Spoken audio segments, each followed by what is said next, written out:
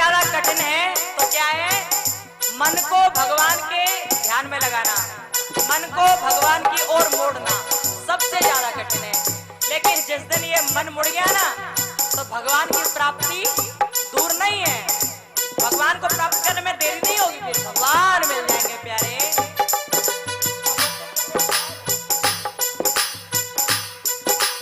मन लोभी मन कपटी मन है चोर, कहता रहता ये पल पल में और।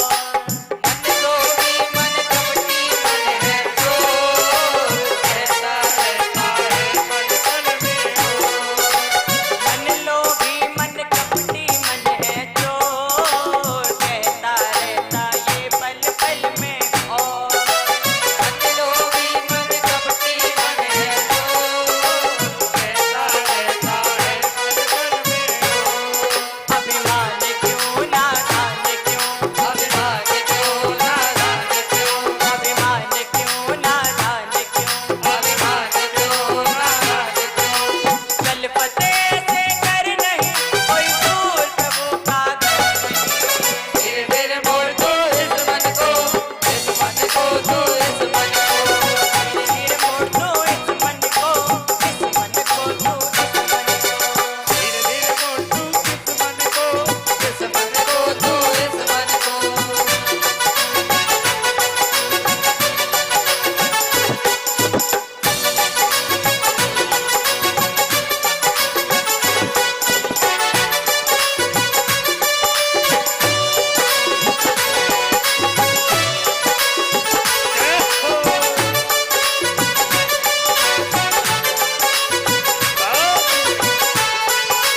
हरि बोल।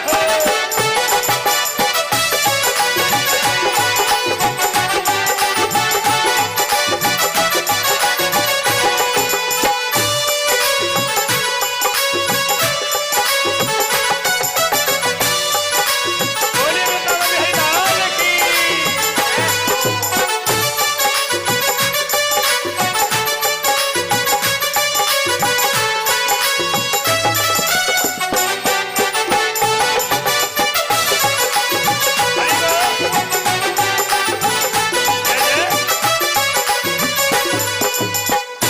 आपने आपने कुछ सोचा कि इतनी जल्दी भजन गाएगा दिया? कुछ माताओं को गहरी नींद आ रही थी, उनके भीतर एनर्जी की फूंक देना जरूरी था। भजन इसलिए गाया जाता है कि ताकि आपके अंदर थोड़ी ऊर्जा बनी रहे और आप खर्राटे ना भरो यहाँ पर, इसलिए भजन गाए जाते हैं। तो जो हाथ है ना, ये हाथ इनको ना उठा के बजा लिया करो, कभी कभी फायदे में रहोगे। दोनों हाथ लगा प्रेम से। धीरे धीरे मोड़ दो इस मन को, इस मन को तू। धीरे धीरे मोड़ दो इस मन को, इस मन को तू इस मन को। हाँ, धीरे धीरे मोड़ दो इस मन को, इस मन को तू इस मन को। धीरे धीरे मोड़ दो इस मन को, इस मन को तू इस मन को। मन मोड़ा फिर डर नहीं, कोई दूर प्रभु का दर नहीं। धीरे धीरे मोड़ दो इस मन को, इस मन को तू इस मन को। हाँ, धीरे धीरे मोड़ दो इस मन को, इस मन को तू इस मन को। धीरे धीरे मोड़ दो इस मन को, इस मन को तू इस मन को। धीरे धीरे मोड़ दो इस मन को, इस मन को तू इस मन को। बोलो भक्त वत्सल भगवान की जय हो। ये जो गहरी नींद आती है ना, बैठ के खर्राटे बनना शुरू कर देते हैं। एक दो खर्राटे मत भरा करो, आपके खर्राटों को देखकर ही भजन ध्यान आ जाता, तुरंत गाना पड़ता है। फिर अरे भाई सो नहीं जाए, कोई सो नहीं जाए। खर्राटे कम भरा करो, एक दो तो लुढ़क लेते हैं, बैठे बैठे सो लिए, बैठे बैठे सो लिए। अच्छा, घूंघट वाली माताओं को बड़ा फायदा है, घूंघट में कोई देख पाएगा है नहीं, बैठे बैठे सो लेती हैं आराम से। सोना नहीं है, ध्यान से कथा को सुनना है, ठीक है? बोलो राधे राधे। श्री सुखदेव जी महाराज राजर्षि परीक्षित को कथा सुनाते जाते हैं। परीक्षित जी महाराज ने पूछा, प्रभु आप बताइए, राजा ययाति के बारे में आप बता रहे थे। सुखदेव जी महाराज मुस्कुरा कर बोले, हाँ परीक्षित जी, मैं राजा ययाति के बारे में ही बता रहा हूं आपको। सुनिए, सुनाता हूं मैं तुम्हें। कि क्या हुआ था। एक बार की बात थी जब वृषपर्वा नाम का एक दैत्य था, वृषपर्वा नाम का एक दानव था। उसकी एक पुत्री थी जिसका नाम था शर्मिष्ठा। उसकी पुत्री का नाम था शर्मिष्ठा। और जो दैत्य गुरु थे शुक्राचार्य, उनकी पुत्री का नाम था देवयानी। एक बार ऐसा हुआ कि देवयानी और शर्मिष्ठा दोनों सहेलियां तो थी ही, क्योंकि शर्मिष्ठा तो राजा की पुत्री है, दानव उस वृषपर्वा दानव की पुत्री राजा की पुत्री है, और देवयानी ब्राह्मण पुत्री है, शुक्राचार्य की पुत्री है, जो राक्षसों के गुरु है शुक्राचार्य, उनकी बेटी है। एक बार ऐसा हुआ कि वो दोनों सखियां घूमती हुई चली जा रही थीं। तभी उन दोनों के साथ और भी बहुत सारी संग की सहेलियां थीं। अब वो चलते चलते उन्होंने देखा कि एक सरोवर है, चलो उसमें स्नान कर लेते हैं। एक तालाब मिला, उसमें स्नान करने लगे। और जब वो स्नान करने लगी वहां पर, तभी उसी समय की बात कि बाबा भोलेनाथ और माता पार्वती आकाश मार्ग से निकल के जा रहे थे। और जैसे ही निकल के जाने लगे तो वो कन्याएं जो स्नान कर रही थीं, उन्हें थोड़ी लज्जा आ गई। वो झट से लज्जावश होकर अपने अपने वस्त्रों को उठाकर धारण करने लगी, अपने अपने वस्त्र उठाकर पहनने लगी। और जब वस्त्र पहनने लगी तो शर्मिष्ठा ने भूल से, जो राजा की पुत्री है शर्मिष्ठा, उसने भूल से देवयानी के वस्त्र पहन लिए। देवयानी कौन है? शुक्राचार्य की बेटी देवयानी। देवयानी के वस्त्र भूल से पहन लिए शर्मिष्ठा ने। और जैसे ही वस्त्र पहन लिए तो देवयानी ने देखा कि इसने तो मेरे वस्त्र पहन लिए, अरे इसने तो मेरे वस्त्र पहन लिए, अब मैं इसे छोड़ने वाली नहीं हूं। देवयानी ने अनेकों प्रकार की बातें कही। शर्मिष्ठा, तुझे जरा भी लज्जा नहीं आई? तू एक दानव की पुत्री, एक दैत्य की पुत्री है, और मैं एक ब्राह्मण की पुत्री हूँ। तूने मुझ ब्राह्मण की पुत्री के वस्त्र स्वयं धारण कर लिए, मुझसे बिना पूछे। अच्छा नहीं किया शर्मिष्ठा, अच्छा नहीं किया। और जब शर्मिष्ठा से ये बात देवयानी ने कही तो शर्मिष्ठा नाराज हो गई, और इतनी नाराज हो गई, उसे लगा कि मेरा अपमान कर दिया है देवयानी ने, अब मैं इसे नहीं छोड़ूंगी। उसने देवयानी को धक्का दे दिया, और देवयानी जो शुक्राचार्य की पुत्री थी वो कुएं में गिर गई।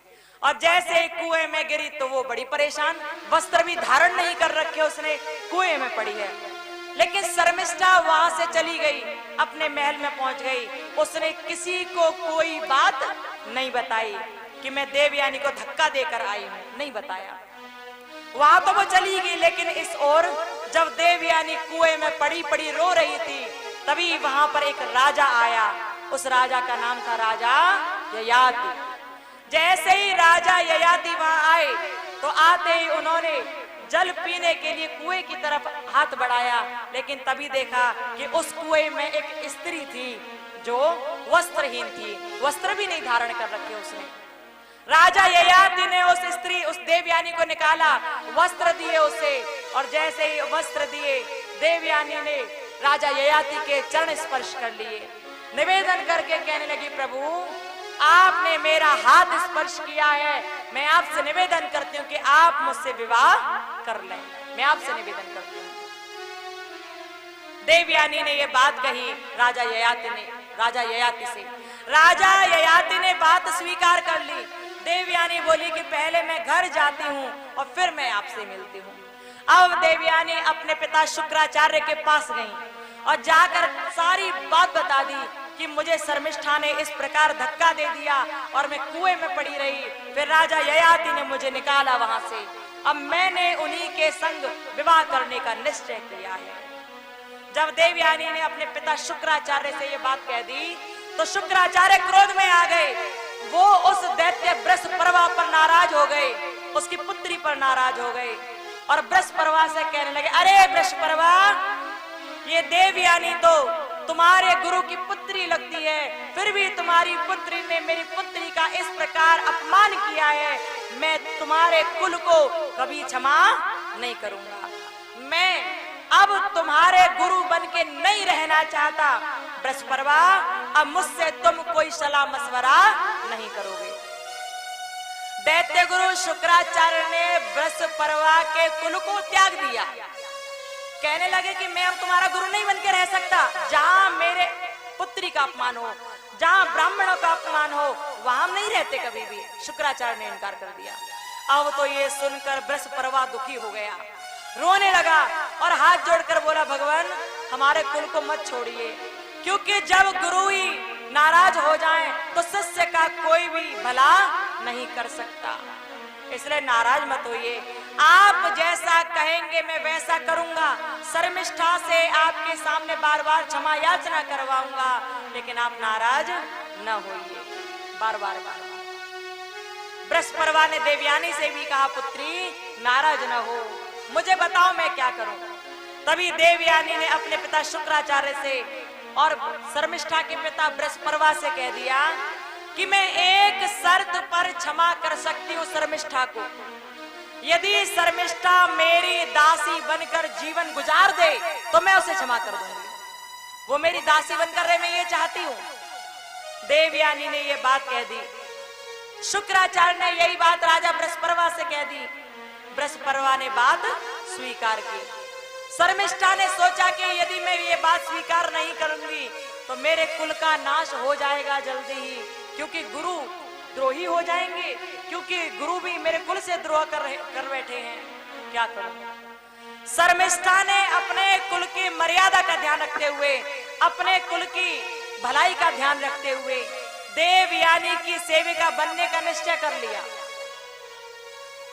शुक्राचार्य जी ने ययाति के साथ देवयानी का विवाह करा दिया और तभी शर्मिष्ठा को दासी बनाकर देवयानी के साथ भेज दिया। देवयानी के साथ भेज दिया शर्मिष्ठा को दासी बनाकर। अब राजा ययाति अपने घर में बड़े प्रेम से रहते हैं, बड़ी सुंदर तरह से रहते हैं राजा ययाति। राजा ययाति की सुंदर पत्नी है, बहुत सुंदर है, जिसका नाम है देवयानी। समय आगे बढ़ता गया। देवयानी ने 2 पुत्रों को जन्म दिया और जो 2 पुत्र थे ना, वो 2 पुत्र यदु और तुर्वस थे। देवयानी ने 2 पुत्र जन्मे, यदु और तुर्वस। लेकिन जब समय और बढ़ता गया तो वो जो देवी शर्मिष्ठा थी, उसने देखा कि देवयानी ने 2 पुत्रों को जन्म दिया है, लेकिन मेरे कोई संतान नहीं है। क्या मैं जिंदगी भर इसकी सेविका बनकर रहूंगी? हूं मैं राजा की पुत्री, लेकिन इसकी सेविका बनकर मैं कैसे रह सकती हूँ? मैं क्या करूं? तभी शर्मिष्ठा ने राजा से निवेदन किया और राजा ने शर्मिष्ठा की बात स्वीकार की। शर्मिष्ठा के द्वारा भी 3 पुत्र उत्पन्न हुए। शर्मिष्ठा ने भी फिर 3 पुत्रों को उत्पन्न किया, ध्रुव, पुरु और मुहु। 3 पुत्र हुए, ध्रुव, अनु और पुरु। ये 3 पुत्र हुए शर्मिष्ठा के और यदु और तुर्वस हुए देवयानी के। कुल मिलाकर दोनों से 5 पुत्र हुए। जब देवयानी ने देखा कि शर्मिष्ठा ने भी पुत्रों को जन्म दिया है तो देवयानी क्रोध में आ गई और महाराज से बोली, महाराज ये मेरी दासी थी, लेकिन आपकी वजह से ये भी गर्भवती हुई और इसने भी 3 बालकों को प्रकट किया, उत्पन्न किया। ये आपने सही नहीं किया। देवयानी ने अपने पिता शुक्राचार्य से कह दिया, सारी बात बता दी कि इस तरह शर्मिष्ठा ने ये सब कर दिया। शुक्राचार्य क्रोधित होकर आ गए वहां पर राजा ययाति के घर और ययाति से क्रोध करके बोले, अरे दुष्ट, अरे ययाति, तू एक राजा था, मैंने तुझे अपनी सुंदर पुत्री का हाथ तेरे हाथ में दिया था, लेकिन तूने फिर भी एक दासी के साथ विवाह करके संतान उत्पत्ति की। अरे ययाति, मैं तुझे श्राप देता हूं कि तूने विषय भोग की इच्छा से जो शर्मिष्ठा के साथ विवाह किया है, अपने युवा अवस्था के मद में तूने शर्मिष्ठा के साथ जो दूसरा विवाह किया है, मैं श्राप देता हूं कि तेरी वही युवा अवस्था अभी तुरंत वृद्धावस्था में बदल जाएगी, तू तुरंत बूढ़ा हो जाएगा। शुक्राचार्य ने श्राप दे दिया राजा ययाति को बूढ़ा होने का, और जैसे ही श्राप दिया तो राजा ययाति बूढ़े होने लगे। उनकी सारी इंद्रियां शिथिल हो गईं, आंखों से कम दिखने लगा, शरीर की खाल सिकुड़ने लगी, वो समझ नहीं पा रहे ये सब क्या हो गया। राजा ययाति घबरा गए बुढ़ापा देखकर और झट से गिर गए शुक्राचार्य के चरणों में, रोने लगे, बिलखने लगे। ऐसा मत कीजिए ब्राह्मण देव, ऐसा न कीजिए। मेरी अभी पूरी इच्छाएं भी नहीं हुई कि आपने मुझे श्राप दे दिया। मैं अभी बुढ़ापा नहीं झेल सकता। अभी तो आपकी पुत्री की इच्छा भी पूरी नहीं हुई और फिर भी आपने मुझे बुढ़ापा दे दिया। मुझे वृद्धावस्था नहीं चाहिए प्रभु। निवेदन है आपसे, मुझे ठीक कर दीजिए।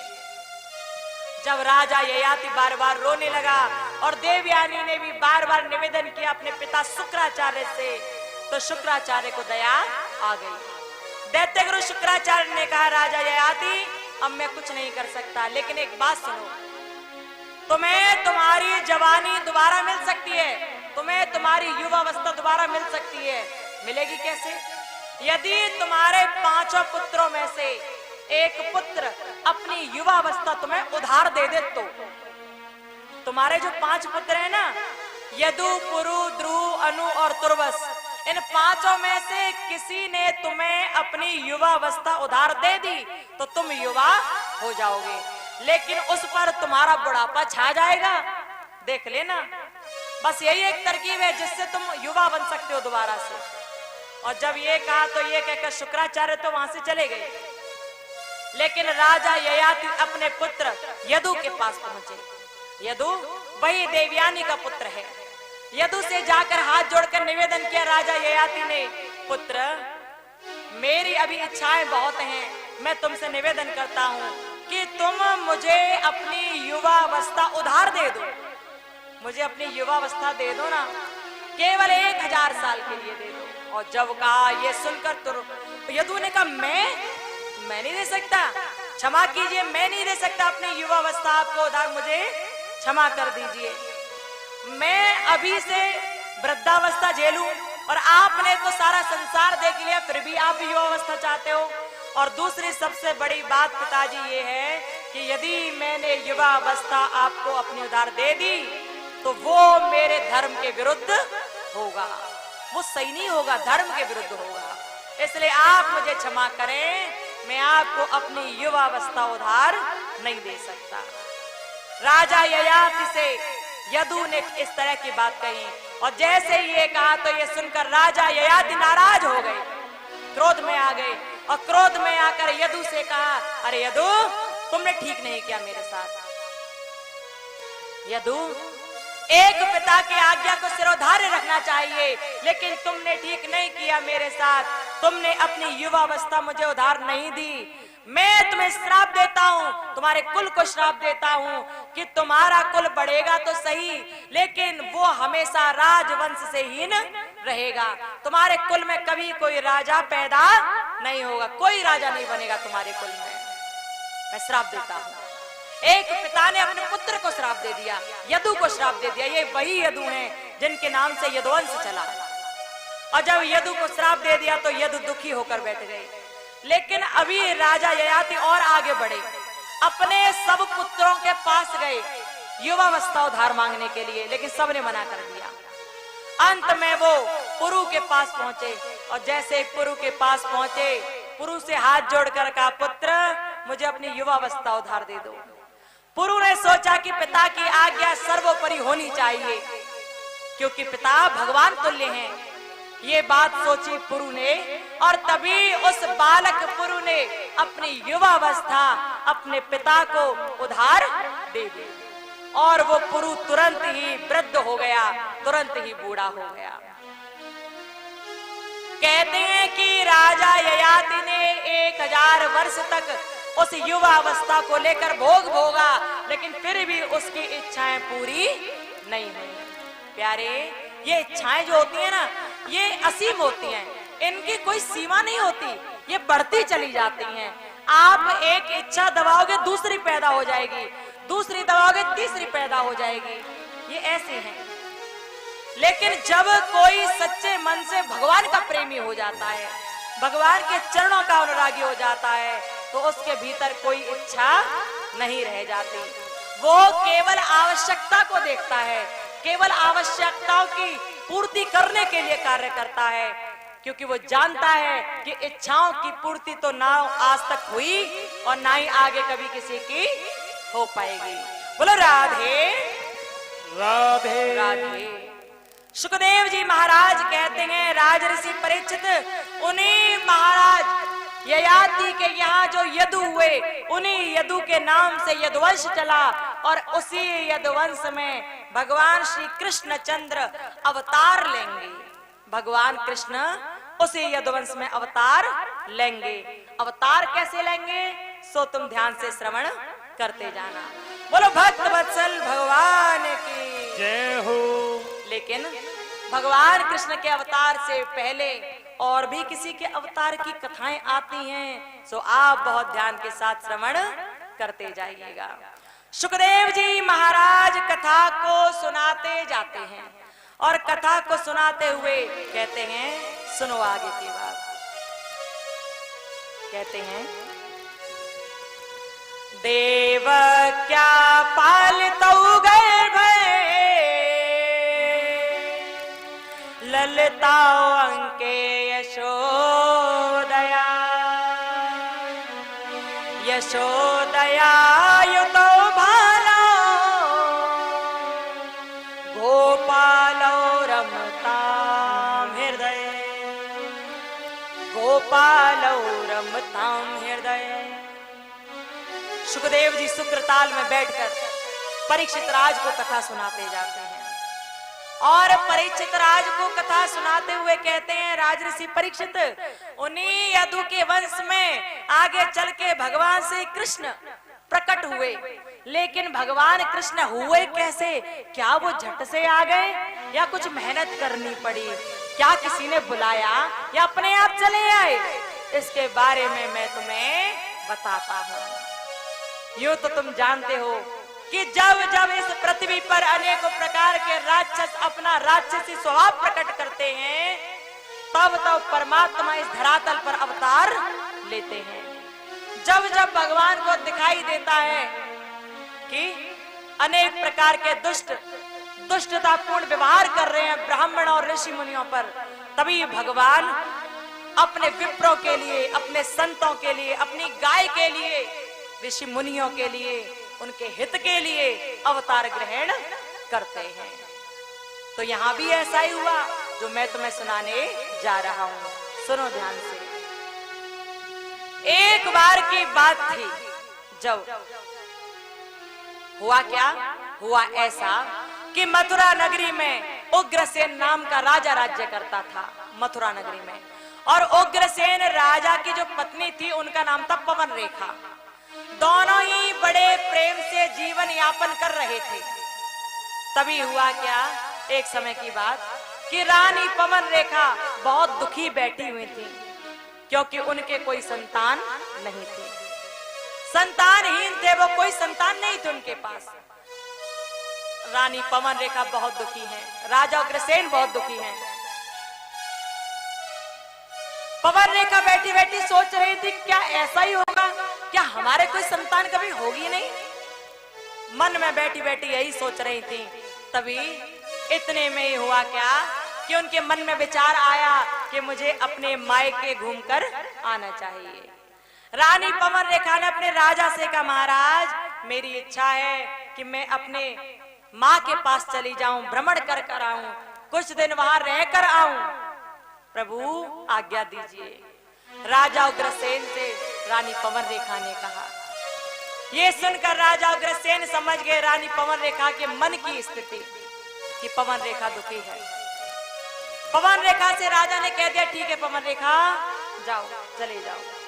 अब ये सुनकर उग्रसेन की पत्नी पवन रेखा वहां से चली गई और चलते चलते अपने माँ के पास पहुंची, अपने मायके पहुंच गई। वहां कुछ समय विश्राम किया। तभी इतने में ही पवन रेखा की सखियां आ गईं। इतने में ही पवन रेखा की सखियां आ गईं।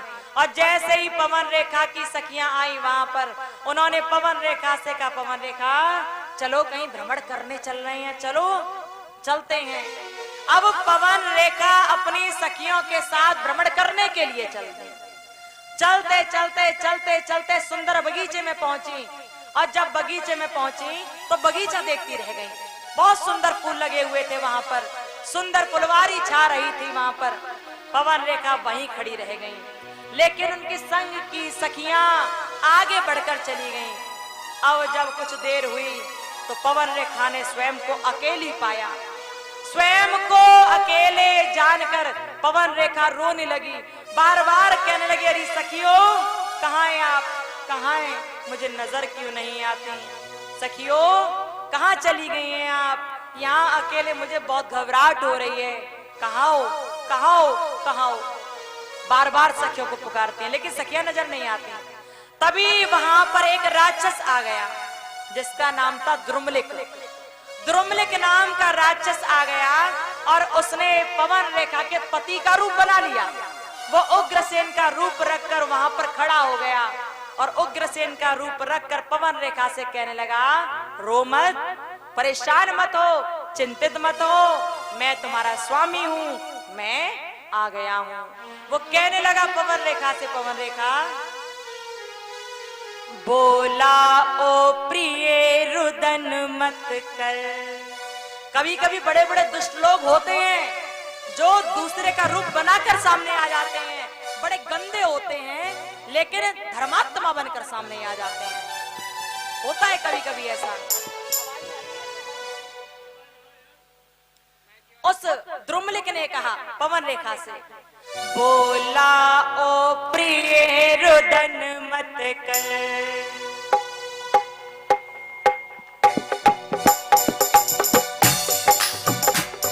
बोला ओ प्रिय रुदन मत कर, हाजिर है तेरा रखवाला।